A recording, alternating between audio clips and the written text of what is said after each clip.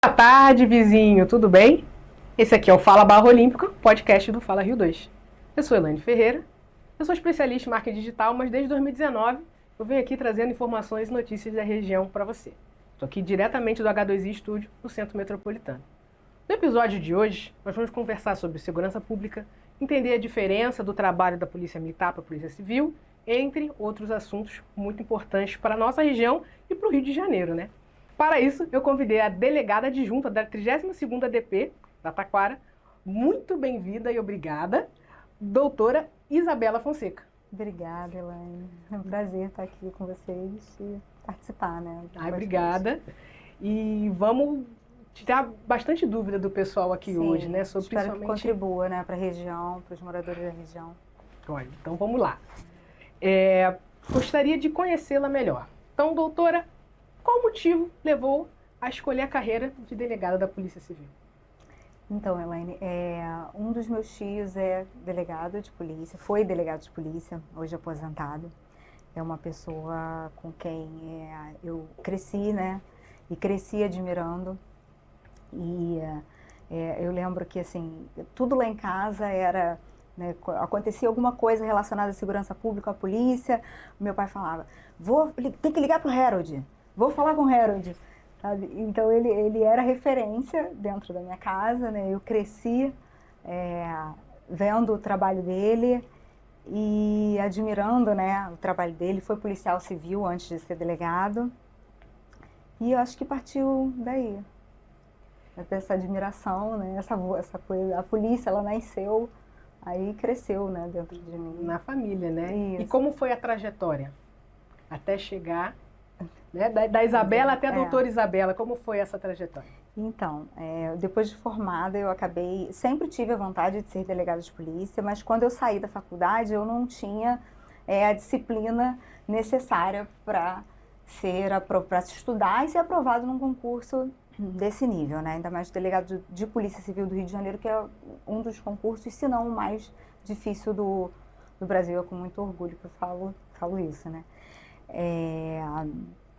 Então, eu saí da faculdade, fui para a iniciativa privada, fiquei anos na iniciativa privada como advogada, trabalhando em empresa, até que a vontade, né, vem a maturidade, né, a vontade foi cada vez falando mais alto, e aí chegou um momento que eu parei, mudei de emprego, fui para um lugar que eu ganhava bem menos, mas que conseguia ter um volume menor de trabalho também. E aí consegui estudar e foram 6 anos de preparação. O concurso demorou, né, a sair. Eu fiz concurso em outros estados antes. Cheguei até a segunda fase em Minas, no Espírito Santo. O concurso foi anulado, enfim, aquela vida toda de concurseiro. E até que, né, saiu o meu edital em 2021 e aqui estou. Muito feliz, pelo visto. Muito feliz, muito realizada, muito. Totalmente. Dá para perceber no brilho dos seus olhos. Ah, que bom. A alegria de servir, né, da profissão. Fico feliz que esteja feliz com a carreira, né? E 6 anos é bastante tempo, bastante dedicação. Sim, eu sou apaixonada pela Polícia Civil e pela minha carreira, graças a Deus. Que legal. Quem quiser ser delegado, o que precisa fazer? Qual o passo a passo? Estudar muito. Ser formado em Direito, que né, uma exigência. E estudar muito, né? E realizar o sonho. Realizar o sonho. Ser vocacionado, né? Eu acho que quando você é vocacionado, você facilita o caminho. Eu ia perguntar isso, de vocação, né? Não adianta só fazer a prova, você precisa ter a vocação para estar nesse... Quando você sente seu coração pulsar, em cada dia ali, eu já me via lá, isso de alguma forma te levanta, né? E o trabalho é maçante o estudo. E o trabalho com menos demanda facilitou a sua jornada de estudo, né? Principalmente cada um tem uma caminhada, né? Tem gente que só estuda, por exemplo, na minha turma, o mais novo, acho que quando entrou tinha 25 anos, 26 anos, e o mais velho 60. Já era aposentado, se não salvo engano foi procurador, eu acho, né? Então, assim, tudo o caminho, né? Cada um tem um caminho, uma jornada até E a aprovação. Do mais novo até o mais velho, né? Tem essa oportunidade também dessa troca de experiência de vida. Com certeza. Então, agora, vamos direto para o assunto que o pessoal quer saber, mas eu achei importante a gente esclarecer. Vamos começar no básico, porque eu vejo muitas dúvidas a respeito das responsabilidades de cada polícia. Então, gostaria que a senhora me explicasse, doutora, a diferença das atribuições do trabalho da Polícia Civil e da Polícia Militar. Olha, isso é até questão de concurso público, Elaine. A Polícia Militar, ela é uma polícia administrativa, então ela tem um trabalho eminentemente ostensivo. Há exceções, está previsto na Constituição Federal, no caso, por exemplo, em que há um trabalho investigativo por parte da Polícia Militar, mas, em regra, ela é uma polícia administrativa e de trabalho ostensivo.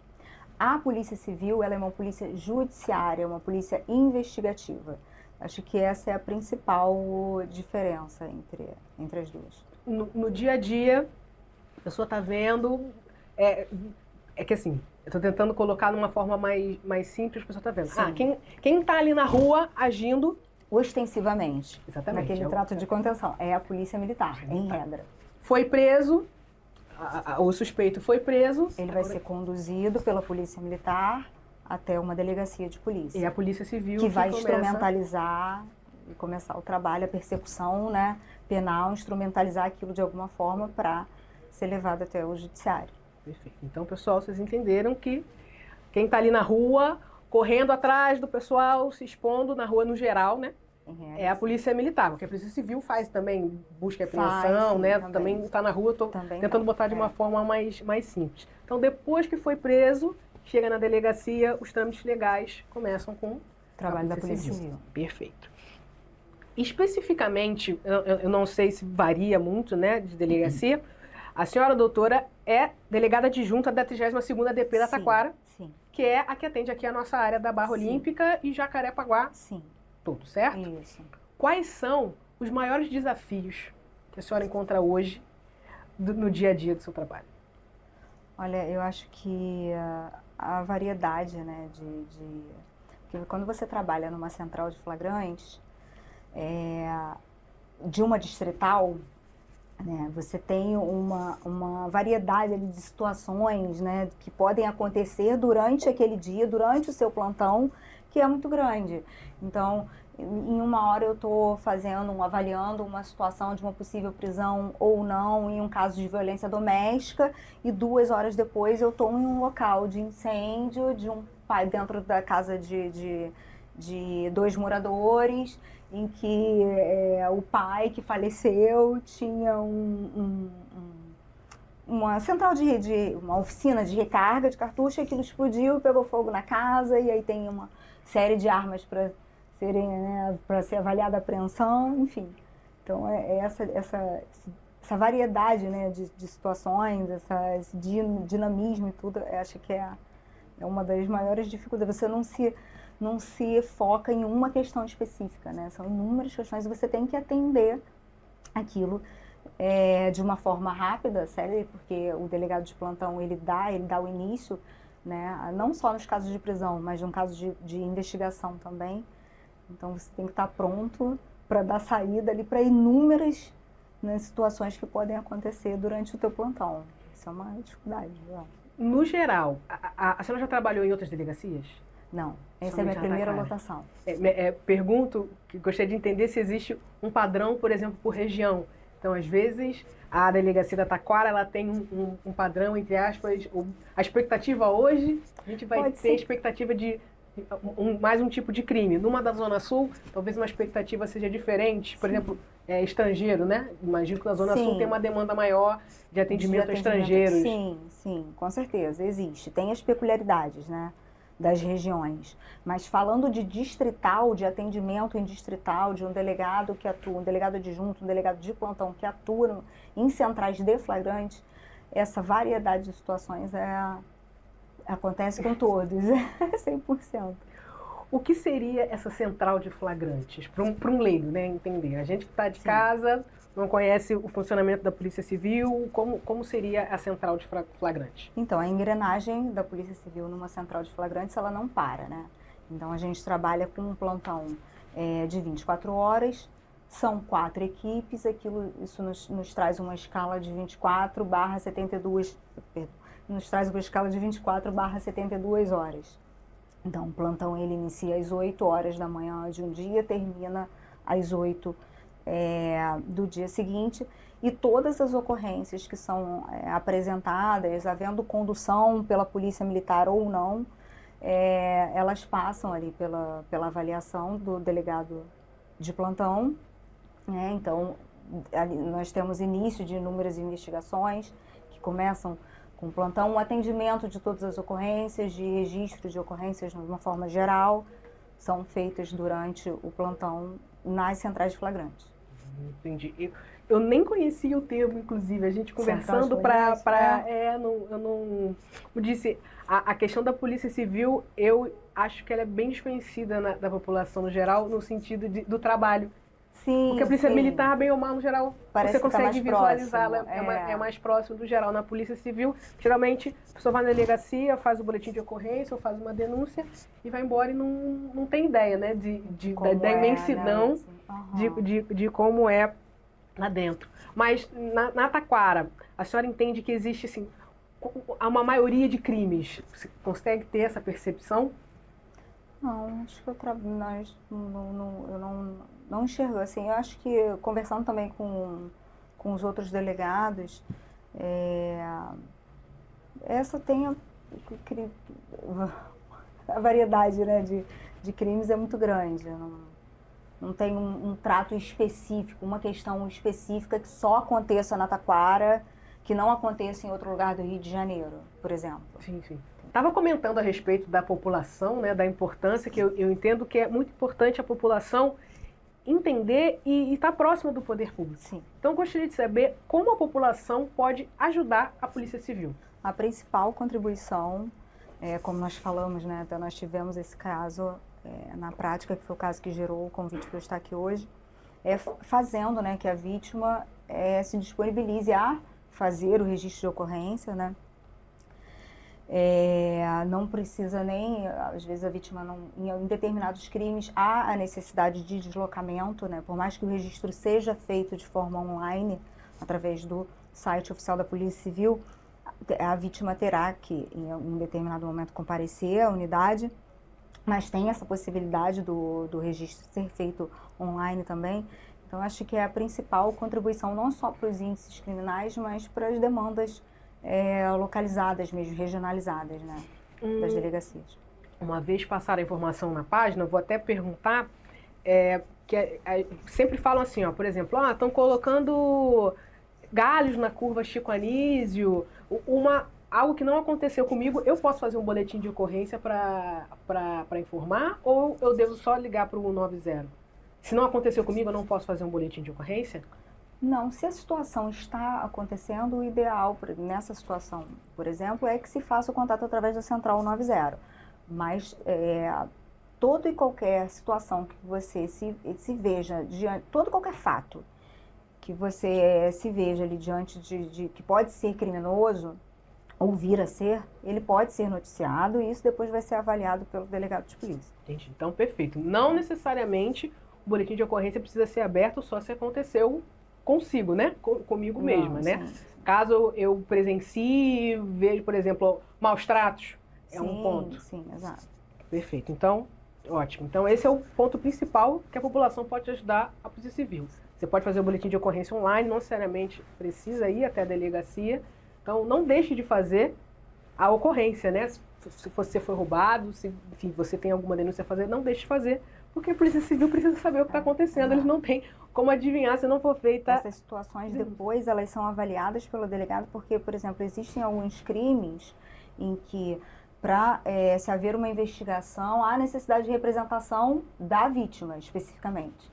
Mas falando dos crimes de ação penal pública, não.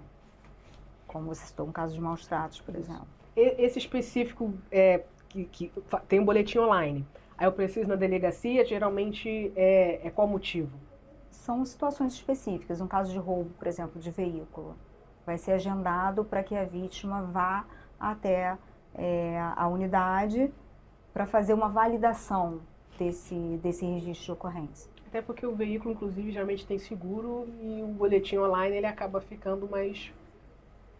Não, é a mesma coisa, não tem diferença. Ah, não tem diferença? Não tem diferença. Tanto que isso chega para o delegado de polícia de uma mesma forma. Entendi. Eles vêm através, tudo que vem através do site da Polícia Civil, os feitos online, e os presenciais, eles vêm para o despacho do delegado, para avaliação, vamos falar de uma forma vem para avaliação do delegado de polícia de uma mesma forma. Entendi. Eu havia entendido que o boletim online, ele tivesse, entre aspas, uma menor validade, uma menor credibilidade. Não, os dois de são... forma alguma. Perfeito. Tá vendo? Eu mesma tinha essa impressão equivocada. Não. Então, ótimo. Então, em casos específicos, a pessoa pode ser chamada aí na delegacia, mas isso não invalida o boletim. O registro não, previamente feito online. Perfeito. Como a soltura de presos por decisões judiciais afeta o trabalho da Polícia Civil? Então, em alguns casos, gera-se um retrabalho, né, para a Polícia Civil.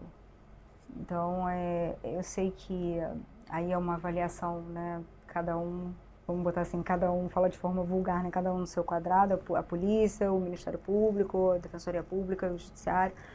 Então, em algum caso específico, o juiz vai ter ali as razões dele para uma soltura ou para manutenção de uma prisão, mas falando especificamente na pergunta que você fez, gera-se um retrabalho, né, para a polícia, nos casos em que há possibilidade de manutenção da prisão e o criminoso é solto, né?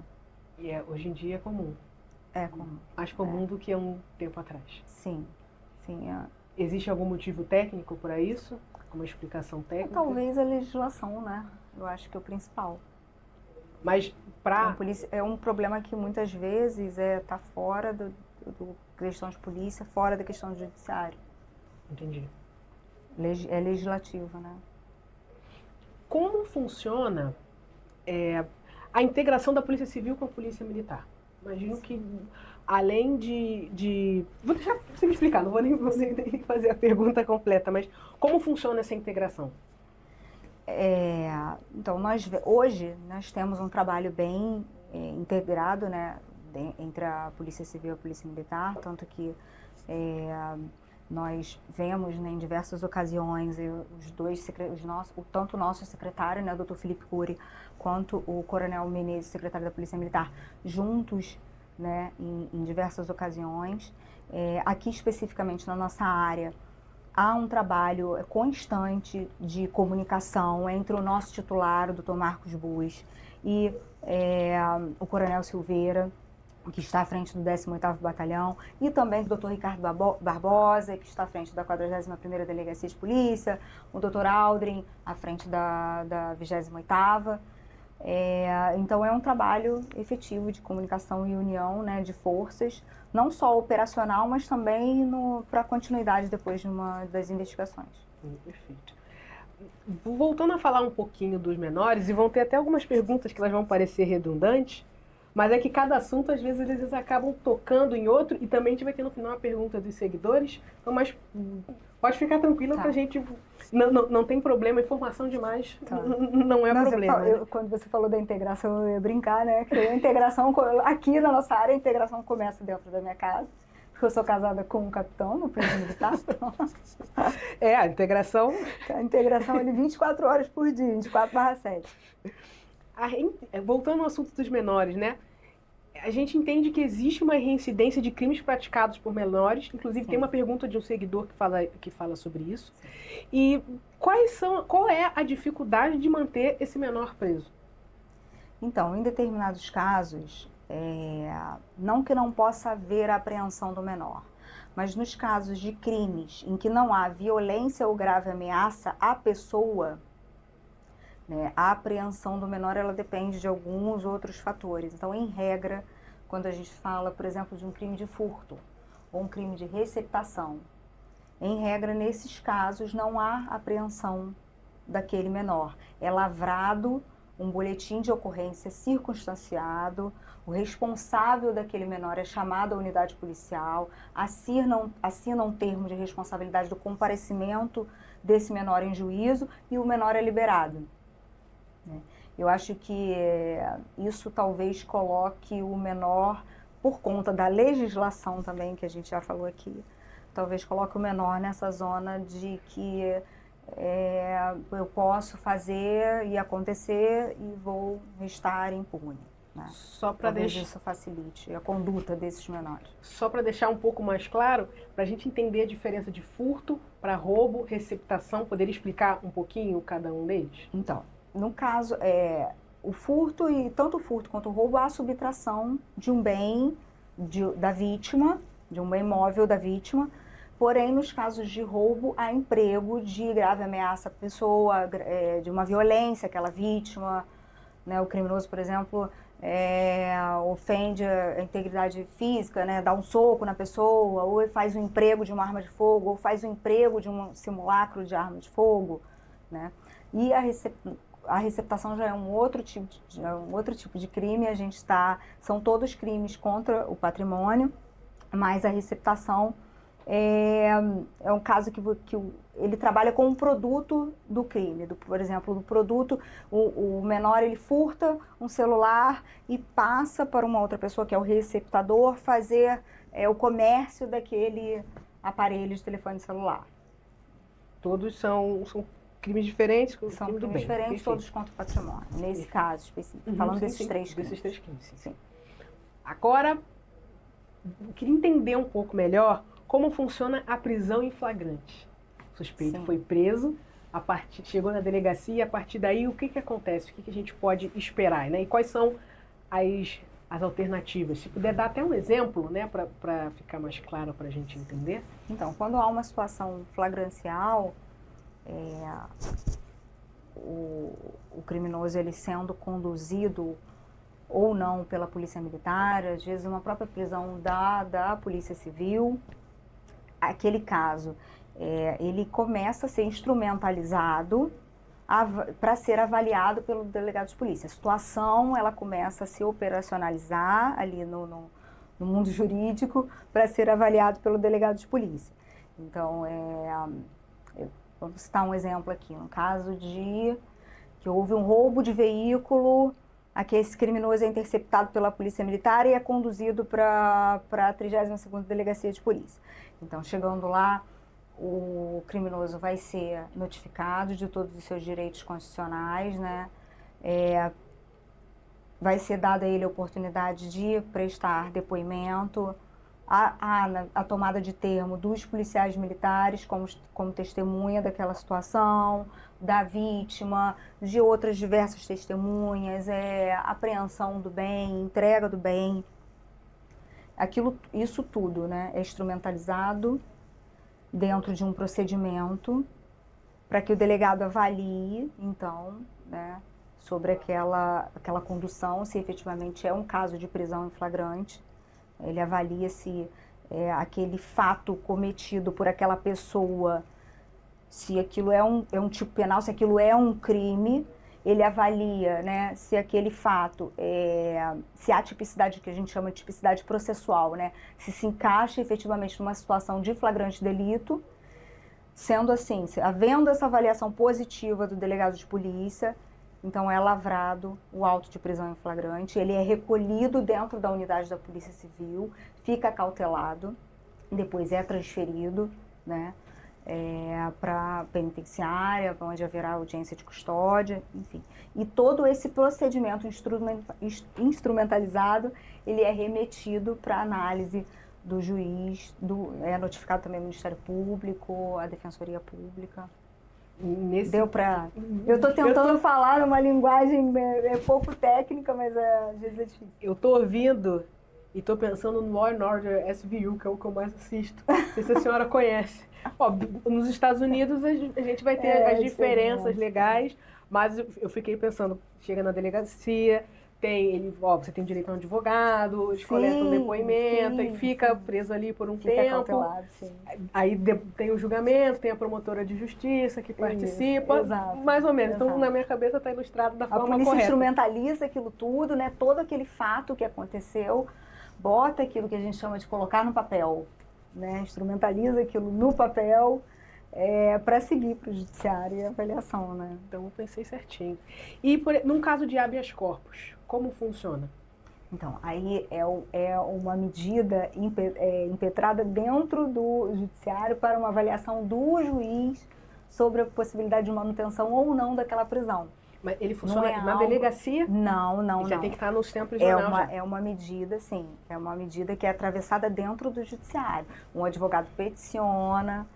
Então, já é depois que é feita a prisão, é uma remessa, né? É efetivamente uma remessa, né? Ali tem o início do que a gente chama de persecução penal, o início do processo, digamos assim. E aí essa medida, o auto de prisão em flagrante, ele gera um processo, né? E aí, a partir dali, todas as medidas que serão pleiteadas em juízo pelos advogados, por exemplo, são juntadas já naquele processo, já na justiça, depois que ele já foi remetido efetivamente para a justiça. Eu tinha o pensamento incorreto de que havia alguma situação que poderia ocorrer da pessoa ser detida, estar na delegacia e ali ia ser liberada a partir de um habeas corpus, mas não, totalmente equivocado. Não. Aí é uma medida impetrada em juízo. Eu vou pedir, diretor, vou pedir para você colocar a imagem de um adolescente que foi assaltado na Vila do Autódromo. Tá bem. Então, teve um caso aqui na região de um adolescente, ele foi assaltado ali na Vila do Autódromo. A Vila do Autódromo é ali entre Salvador Allende e Abelardo Bueno. E levaram o cartão dele, levaram acho que o celular dele também, e fizeram dezenas de compras com o cartão dele que tinha aproximação em estabelecimentos da região. Sim.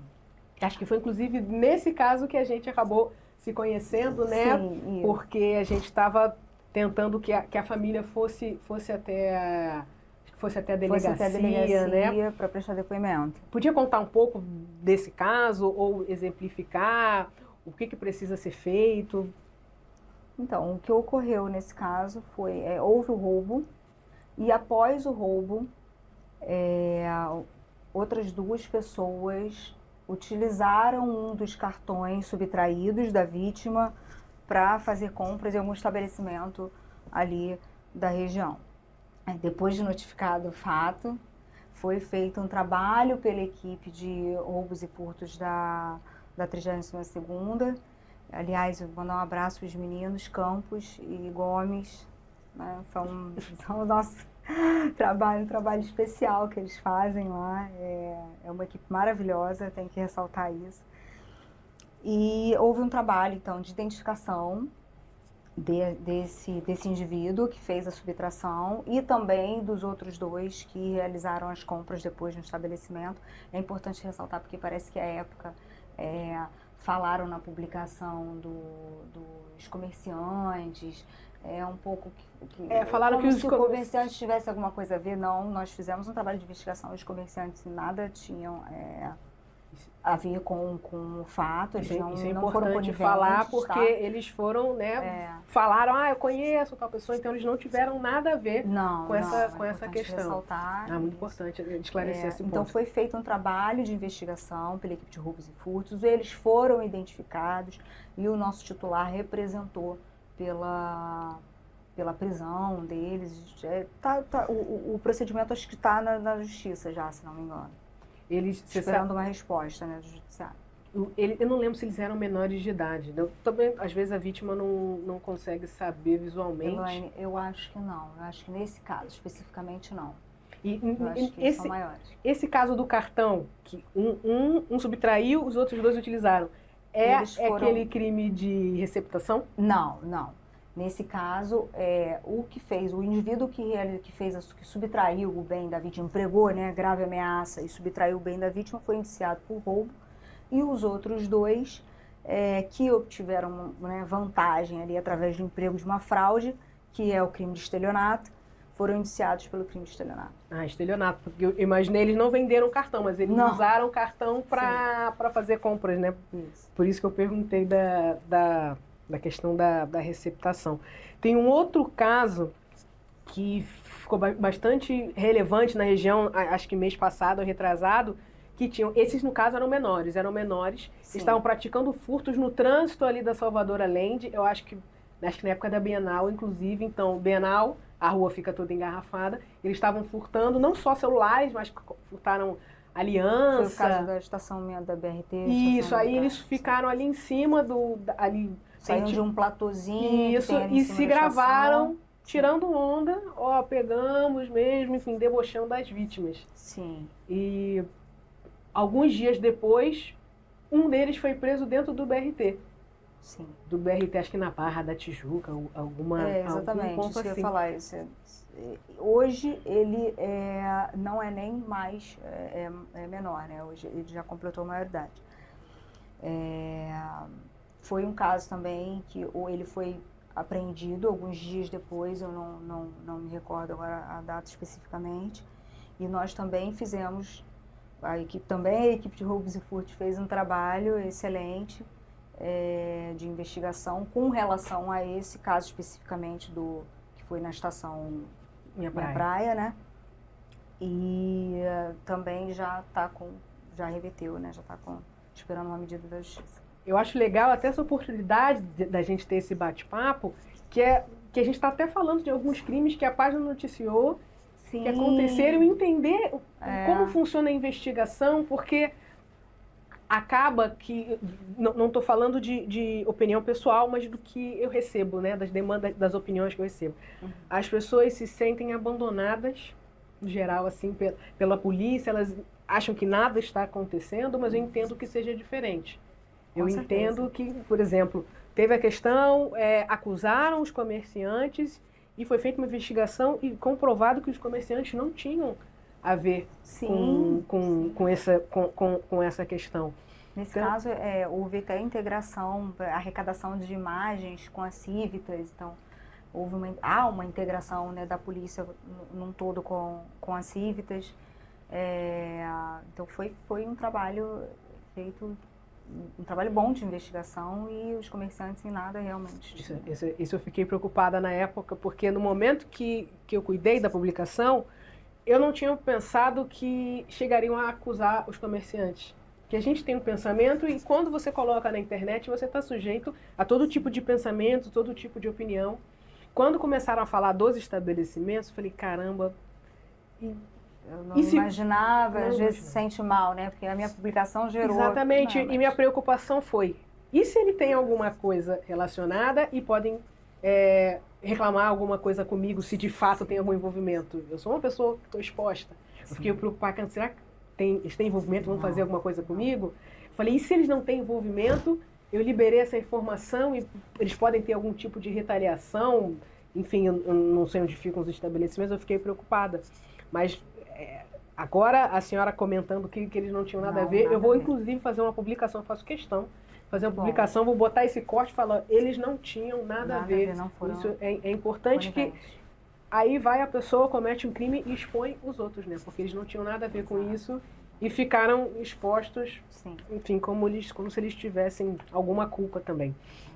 Agora, bem pessoal essa, do seu trabalho, algum caso marcante ou alguns que a senhora acha importante comentar, enfim, fica à vontade. Esse caso mesmo, né, da questão da subtração, em que houve a utilização do cartão depois, em que nós ficamos buscando a vítima. Há pouco tempo eu tive um caso os casos de estupro são difíceis, principalmente estupro de vulnerável, né?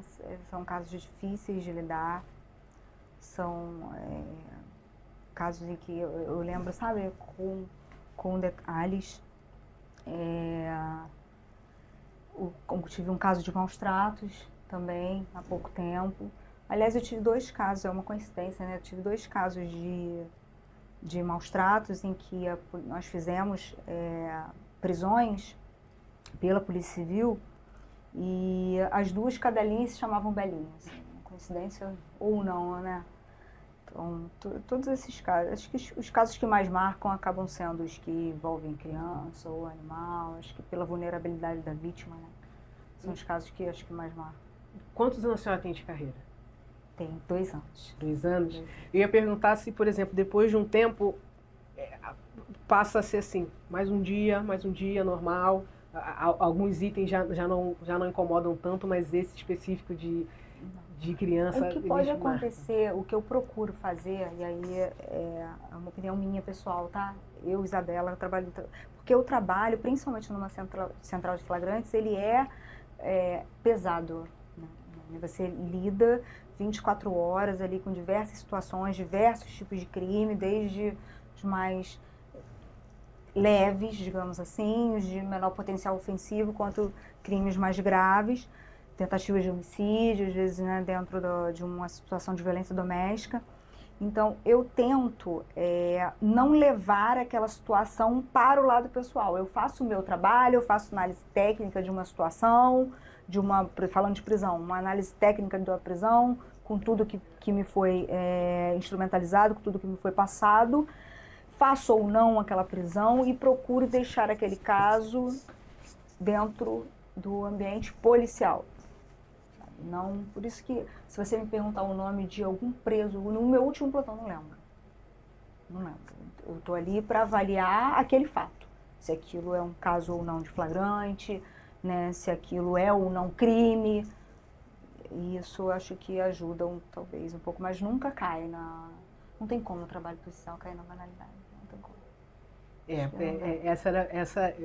Esse ponto que eu ia chegar. Às vezes tem, por exemplo, algumas carreiras que, por exemplo, até o médico mesmo. O médico, Sim, quando com um paciente dele vem a óbito, Uhum. o primeiro eu imagino que seja doloridíssimo.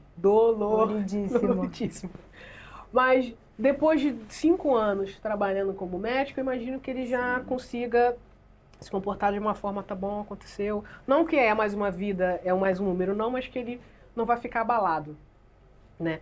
Então... E é exatamente isso mesmo, assim. Em 2 anos, a senhora acha que... Vivendo central de flagrante, né? Uhum. Acha que fica mais tranquilo, já consegue... No início, eu imagino que deveria ser mais complexo. Eu acho que fica mais tranquilo com relação às suas... do que fazer em determinados casos. Porque, querendo ou não, às vezes as situações se repetem.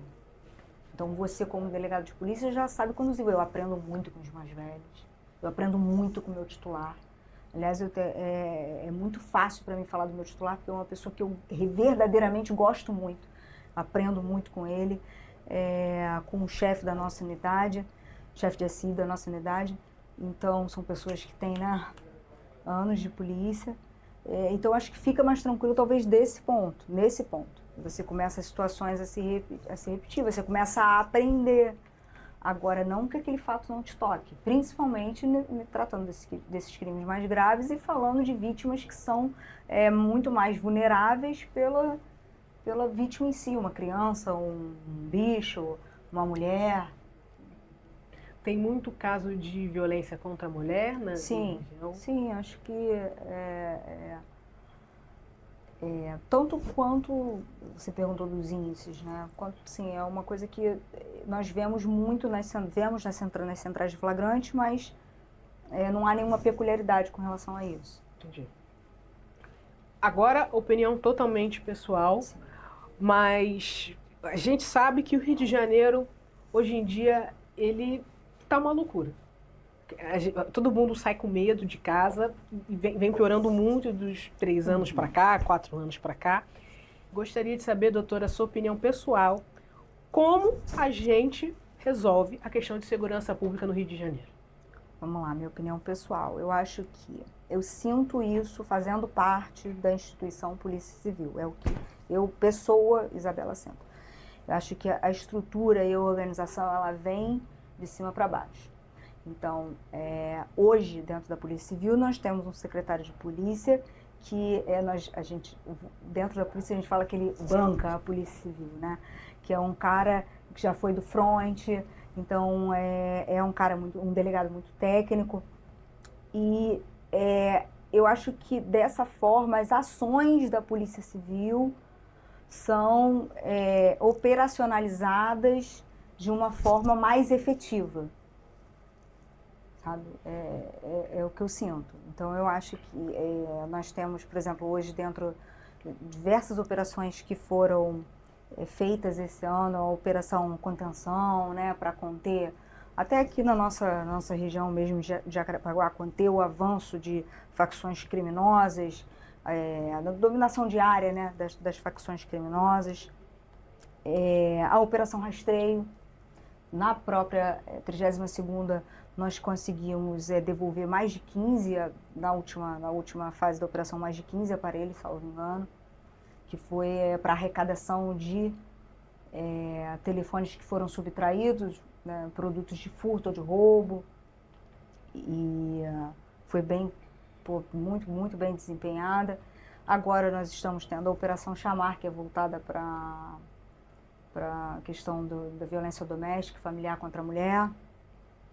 Então, eu acho que é isso, essa estrutura, né, isso que vem, essa demanda que vem de cima para baixo, de colocar a polícia para funcionar, de movimentar a polícia civil, eu acho que é uma das principais saídas, né, que nós temos para a questão da segurança pública. Isso traz mais efetividade, né, para o trabalho da polícia, eu acho. A senhora se sente à vontade para responder a respeito da ocupação, da dominação, não sei o termo correto, tanto do tráfico como da milícia no Rio de Janeiro? É uma área que a senhora conhece e poderia falar a respeito? Sim, há uma grande concentração, né, do Comando Vermelho, 3º Comando Puro, da milícia, do ADA, em diversas localidades, né, do Rio de Janeiro. O trabalho da polícia, ele vem sendo direcionado, então, porque há muito tempo o tráfico de drogas, ele já não é só a traficância que que traz lucro para as facções criminosas, né, para o tráfico de drogas em si. Essa dominação diária e tudo que vem com a dominação diária traz muito lucro para eles. Então, os trabalhos da polícia, né, tanto da polícia militar quanto da polícia civil, vem ocorrendo, né, de forma voltada a conter esse avanço deles, diminuir essa dominação diária deles. Como funciona esse trabalho da Polícia Civil contra essa dominação de áreas no Rio de Janeiro? Então, da Polícia Civil, eminentemente, um trabalho investigativo, de você conseguir, né, apurar as autorias, né, os indivíduos que atuam naquela determinada área específica, né, e colocar, instrumentalizar isso, todas essas ações que eles desenvolvem, de alguma forma que a gente consiga prisões, mandados de prisão, né, ou de diversos outros tipos de medidas para conseguir conter a ação desses indivíduos efetivamente. Então é um trabalho, o foco é a investigação, né, para contenção, para você destrinchar ali as autorias, né, quem é quem dentro daquela organização criminosa, quem faz o quê, né, e conseguir, de certa forma, impedir a atuação desses indivíduos. Existe um setor específico da Polícia Civil para essa demanda? Sim, nós temos, todas as delegacias, elas têm os seus trabalhos, né, eu acho que, por exemplo, as distritais, elas acabam por estar na região, né, tendo um conhecimento, né, de área, de eventuais facções criminosas que atuem naquela região. E tem o trabalho também das polícias especializadas, né? A DRE, que vem fazendo um trabalho maravilhoso, né, com o delegado Moisés Santana, à frente da delegacia, também os assistentes, né, Dr. Bernardo Dias, Dr. Paulo Sabac, delegados excelentes, são meus amigos pessoais, a própria Draco, né? Então a DRF, a DRFA tem esse trabalho da polícia especializada, né? Mas é um trabalho que também é feito pelas distritais. Perfeito. Vamos falar agora de rede social, né? De como a informação chega. O papel das redes sociais no apoio à segurança pública. Gostaria de saber a opinião da senhora, não só da população interagindo nas páginas do Instagram, né, tanto da Polícia Civil até da Militar, estou dando só o exemplo, né, que eles interagem também, como páginas como Fala Rio 2, que noticiam e relatam o que os seguidores passam. Isso é positivo ou não? O que acha que poderia melhorar, né, para ficar mais efetivo? É muito positivo. Inclusive, nós temos, né, o nosso caso da prática, que ajudou muito nessa questão da investigação desse roubo especificamente. Então, nós acompanhamos, né, as equipes das unidades, eu acredito que isso seja feito, né, em todas as regiões do Rio de Janeiro, esse trabalho de você acompanhar as páginas, né, o que é divulgado. Isso é feito também pela Polícia Militar, né? Esse é trabalho de acompanhamento de rede social. Então é muito efetivo nesse sentido, e eu acho que essa demanda das mídias, o que pode ser feito para melhorar é sempre o publicador avaliar, né, aquela situação antes, a fonte, né, data, o local efetivo, né, para a divulgação mais certa possível, né, daquele fato, e isso contribui para o nosso trabalho, com certeza. Algo que eu tenho procurado melhorar é fazer perguntas para a pessoa, porque às vezes vem uma informação, a gente fica preocupado em alertar, não passa em tal lugar, mas às vezes a gente não coleta informações suficientes e acaba não ajudando tanto quanto poderia, né? Sim. Então, por exemplo, hoje em dia pergunta o local, o horário. As pessoas, às vezes, ela está nervosa, aí ela manda a informação muito rápida e com poucos pontos. E às vezes ela até vê coisas erradas. Aí ela passa uma informação que ela acha que viu uma coisa, mas o que eu acho bom na parte colaborativa é que vem outra pessoa e fala, não foi bem isso. Isso é ótimo. E hoje em dia eu tenho sempre recomendado, viu tal coisa? Liga o 90. Liga o 90 porque eles precisam, né? Alguém precisa ir lá, né? Não adianta você só mandar para uma página de bairro para outras pessoas tomarem cuidado se a polícia não foi informada para poder agir, né? Exato. Perfeito. Agora vamos para as perguntas dos seguidores. Vamos lá. Casos de furto em sinais têm sido relatados quase diariamente na região, com criminosos se aproveitando de vidros abertos e distração dos motoristas. Além disso, também há registro de abordagens violentas por motoqueiros e furtos a pedestres. Por que esse tipo de crime vem aumentando tanto na Zona Oeste? O que pode ser feito para reduzir esses casos? Então, vamos lá, o primeiro ponto, Elaine. Eu acho que, naturalmente, o criminoso ele procura áreas, né, o criminoso que atua nesse tipo de crime, né, falando de crime patrimonial, falando de roubo, de furto, ele vai procurar áreas em que há um determinado poder aquisitivo, né, e isso de certa forma, se ele for efetivo em uma ação dele, por exemplo, de subtração, aquilo vai trazer um lucro maior para ele. Então, naturalmente, o criminoso ele procura, né, esse tipo de áreas de maior poder aquisitivo. E aí a gente entra naquele caso do... Repete a pergunta para mim, né? Só a pergunta mesmo. Por que esse tipo de crime vem aumentando tanto na Zona Oeste? O que pode ser feito para reduzir esses casos? Então, e a gente vai entrar naquele que essa grande maioria de crimes, por exemplo, em determinadas áreas em que há congestionamento, né, aqui na nossa região, em que há um índice ali de furto, por exemplo. A atuação, em sua grande maioria, de menores.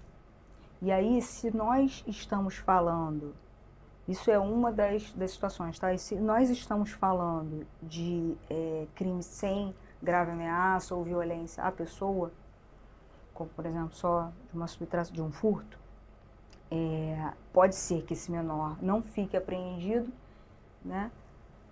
Como eu expliquei, é lavrado um boletim de ocorrência circunstanciado, ele é entregue ao responsável, então pode ser que isso, ele vai ter um retorno mais rápido para o mundo ali, do crime, né, para atuar no crime, e eu acho que isso talvez facilite essa... A quantidade de anotações criminais não interfere? Então,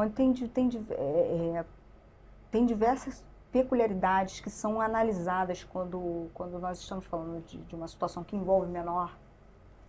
E esse fato chega na unidade policial em uma situação de flagrante, delito. Tem diversas situações ali por menores que são avaliados pelo delegado de polícia para saber se será feita uma apreensão ou não daquele menor, né? Então, menor com, por exemplo, com 20 passagens, se ele não passar nesses Não, critérios... pode ser que sim, pode ser que não, mas... Entendi, tudo é analisado, Você, não existe uma exato, tem resposta... que ir caso a caso, mas falando de crime sem grave ameaça ou violência à pessoa, em regra, esse menor não vai ser apreendido, ele vai ser entregue... Falando de adolescente, tá? Não tô falando de criança, né? 12 anos incompleto, ela não comete crime. Qual é o caso da criança? O caso de criança, a criança não comete crime. É um fato atípico e nós entregamos a criança ao responsável. Aquilo é registrado, né, como um fato que não é crime, que criança, isso aí é o que diz o Estatuto da Criança e do Adolescente, tá? Mais uma vez a gente entra nessa questão das medidas que devem ser tomadas pelo Legislativo para, de alguma forma, ter um reflexo no trabalho da segurança pública. Eu não sabia desse ponto da criança não cometer crime. O adolescente, ele comete ato infracional, né, análogo ao crime, e a criança não. Entendi. Importante. Próxima pergunta. Muitos moradores da região relatam uma sensação constante de impunidade e afirmam que a polícia não faz nada, entre aspas, mesmo diante de crimes recorrentes. Como você enxerga essa percepção e o que pode ser feito para reconquistar a confiança da população? Eu te falei isso, né, que diversas questões passam pela questão da legislação, principalmente envolvendo o menor. Então, eu acho que tem que ter não se trata mais de um trabalho de polícia e muitas vezes nem de judiciário.